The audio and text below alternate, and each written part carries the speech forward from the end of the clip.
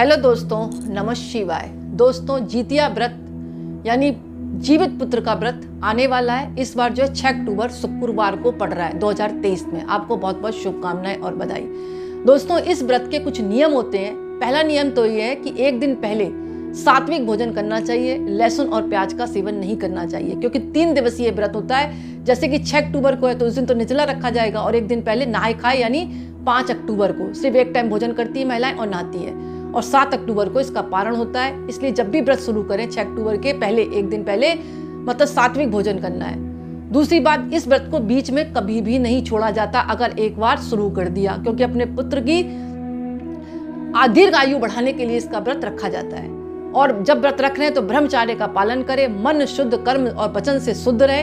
यानी कि व्रत तो रख रहे हैं लेकिन ऊट पटांग सोच रहे हैं, ऐसा नहीं। आप मन को भी साफ रखें। निर्जला व्रत होता है यानी बिना पानी के रखा जाता है, और इस व्रत का जो पारण है वो तीसरे दिन होता है। विधि विधान से पूजा पाठ किया जाता है और कथाएं सुनी जाती है। बिना कथा के इस व्रत की पूजा अधूरी मानी जाती है। और इस दिन जो है भात बनाया जाता है, नोनी का साग बनाया जाता है, मंडुआ की रोटी बनाई जाती है, बाजरे की रोटी बनाई जाती है। बाकी महिलाएं अपने पूर्वज जो करते आए उसके आधार पर अपने अपने मतलब परिवार के आधार पर, अपने पूर्वजों के आधार पर जैसे करते आए वैसे महिलाएं पूजन करती हैं। तो दोस्तों, एक बात तो ये आ जाती है, आप सभी को इस बात का ध्यान रखना है। जो भी आप पूजा पाठ कर रहे हैं वो अपने परिवार को देखते हुए करें, जो भी चीज आपके घर में बनती है।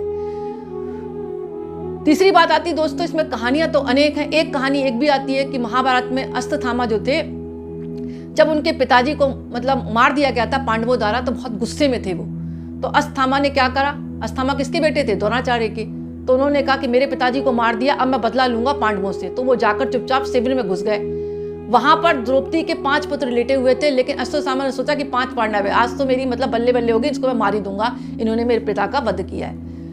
और द्रौपदी के 5 पुत्र को मारकर वो बाहर आ गया। बाहर देखता कि 5 पांडव खड़े थे, तो बोला मैंने फिर किसको मारा था? पता लगा द्रौपदी के 5 पुत्र उन्होंने मार दिए।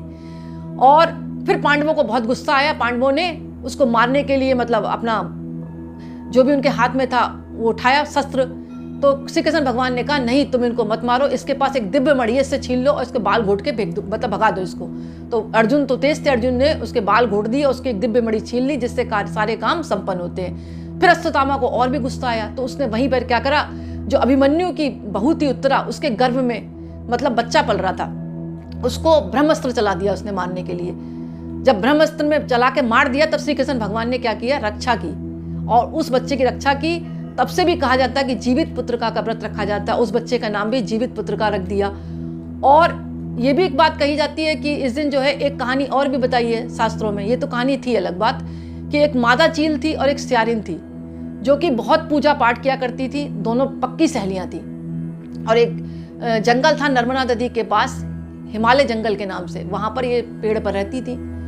और एक दिन ये घूम रही थी, विचरण कर रही थी, तो वहां पर कुछ महिलाएं जो है जीवित पुत्र का व्रत यानी जितिया का व्रत कर रही थी। तो उन्होंने पूछा ये तुम क्या कर रही हो माताएं? तो उन्होंने कहा हम अपने बच्चे की दीर्घायु के लिए, संतान की दीर्घायु के लिए व्रत रख रहे हैं और हम पूजा कर रहे हैं। तो मादा चील और स्यारिन बोली हम भी क्यों ना अपने बच्चों के, हमारे तो संतान नहीं है, हम इनकी पूजा करें, हमारे भी मतलब बच्चे हो जाएंगे।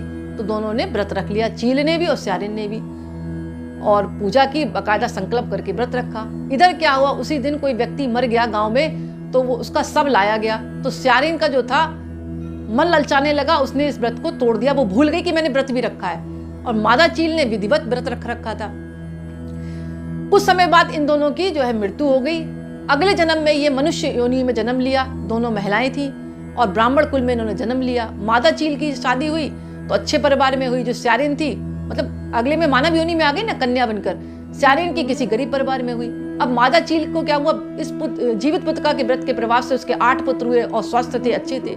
इधर स्यारिन के कोई भी बच्चा नहीं। अब स्यारिन उससे चिढ़ने लगी मादा चील से कि मैं इनके बच्चों का सर काट दूंगी, और उसने वैसा ही किया, जाकर प्रॉब्लम क्रिएट कर दी, उनके सर काट दिए।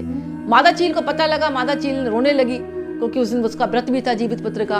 और वो जीवित वाहन से प्रार्थना करने लगी कि हे भगवान हमारे बच्चों को सही करो, ये स्यारिन ने ऐसा किया है। कहीं कहीं ये भी जिक्र आया कि हानि पहुंचाने के लिए स्यारिन पहुंची, सर नहीं काटा। मतलब अनेक अनेक मत हैं, अनेक अनेक कहानियां हैं। तो जिस हिसाब से मुझे कहानी पढ़ने में आई वो मैं आपको बता रही हूँ। फिर मादा चील ने क्या करा, रोई, तो उसके बच्चे तो जीवित हो गए। लेकिन फिर उसने स्यारिन को कहा देखो तुम अगले जन्म में मेरी सहेली थी, मैंने तुम्हारा कभी भी बुरा नहीं किया, और तुमने खुद अपना व्रत भंग किया, उसका प्रताप है कि आज तुम्हारे कोई संतान नहीं है। तो उसने पूछा कि क्या था। उन्होंने बताया कि तुमने जीवित पुत्रिका का व्रत रखा था, लेकिन एक दिन सब आ गया, तुम्हारा मन ललचाने लगा उस दिन और तुमने खा लिया, तुम्हारा व्रत जो है भंग हो गया। तो अब तुम माफी मांगो जीवित वाहन से और विधिवत पूजा करो। तो स्यालिन ने माफी मांगकर जीवित पुत्रिका का व्रत रखा।